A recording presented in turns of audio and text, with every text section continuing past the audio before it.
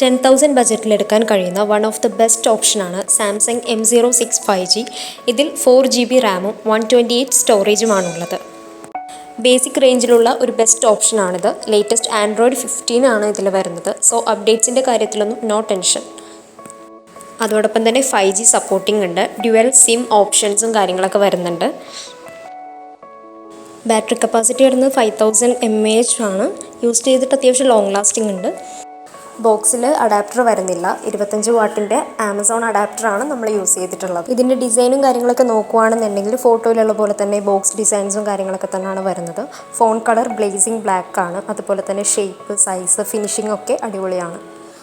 അതുപോലെ തന്നെ ഒരു 1.5 മണിക്കൂർ ഫുൾ ചാർജ് ആകാൻ എടുത്തിട്ടുണ്ട്. ചാർജിൽ ഹീറ്റാകലും കാര്യങ്ങളൊന്നും ഉണ്ടായിരുന്നില്ല. ഡിസ്പ്ലേ ക്വാളിറ്റി നോക്കുകയാണെങ്കിൽ കുഴപ്പമില്ലാത്തൊരു സാംസങ് ഡിസ്പ്ലേ ആണ്. മെമ്മറി എക്സ്പാൻഡബിൾ ആണ്. റാം 6GB ഓപ്ഷൻസും അവൈലബിൾ ആണ്.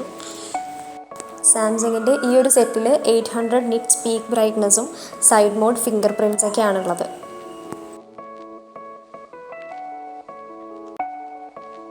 റീസെൻ്റ്ലി ക്യാമറ M16 സീരീസിൻ്റെ പോലെ തന്നെ കാണാൻ വേണ്ടി പറ്റും. ഈ ഒരു ബജറ്റിൽ വളരെ നല്ലൊരു ഓപ്ഷനാണിത്.